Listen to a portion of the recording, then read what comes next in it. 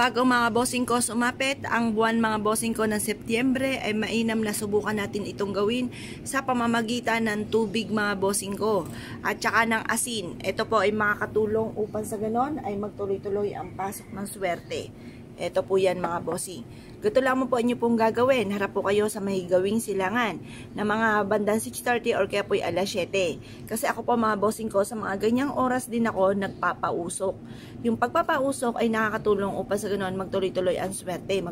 Magtuloy-tuloy yung mga blessing na dumarating. Kasi minsan may mga pagkakataon na kahit tayo ay masipag, parang sa wala-wala yung ating kasipagan. Kaya mas mainam.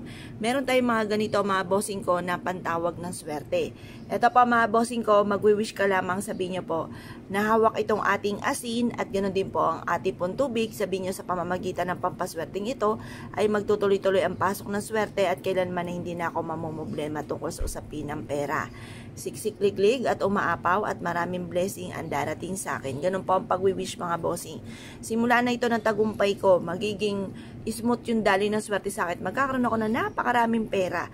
Matutupad lahat ang mga pangarap ko sa aking mga anak. At malalayo kami sa anumang mga kapahamakan. Siksik-liglig at aapaw at maraming blessing ang darating. Ganun po ang pagwi-wish mga bossing.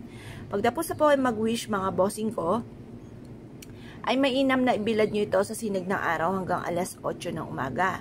Makalipas ng alas 8 ng umaga, iwanan nyo lamang po ito mga bossing ko sa ilalim ng inyong higaan or kaya po mga bossing ko sa likod ng pintuan ng inyong pong main door at ang dulot nito ay swerte.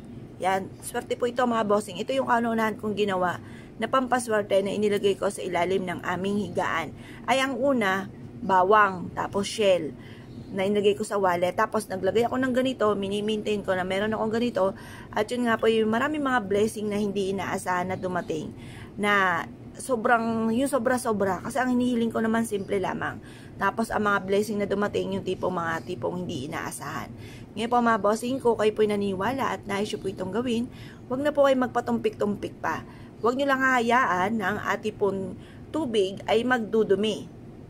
Pag ito'y nagdumi, hugasan nyo lamang po ito sa inyo pong lababo. Tapos, gumawa muli kayo ng ganitong mga pamamaraan at makakatulong po ito upang sa ganon, instead na kahirapan, problema, ay puro swerte naman ang darating. Kung kayo po mga bossing ko hindi pa nakakagawa ng ganito at napakadami yung problema pinagdadaanan, huwag nyo na po yung hayaan na pagdadaanan nyo pa sa darating na buwan ng Setyembre. Ngayon pa lamang ay iwaksi na ang mga ganyang sitwasyon upang sa ganon, hindi lang kayo, kasi pagka hindi na lang naman mga magulang ang nahirapan, pati mga anak mga bossing. Kumbaga, huwag na nating padaanin pa hanggang sa susunod na buwan mga bossing ko ang mga pagsubok. Kung naniniwala kahit nais siya po itong gawin, ay siya mga bossing ko, good luck bossing niyo po lahat.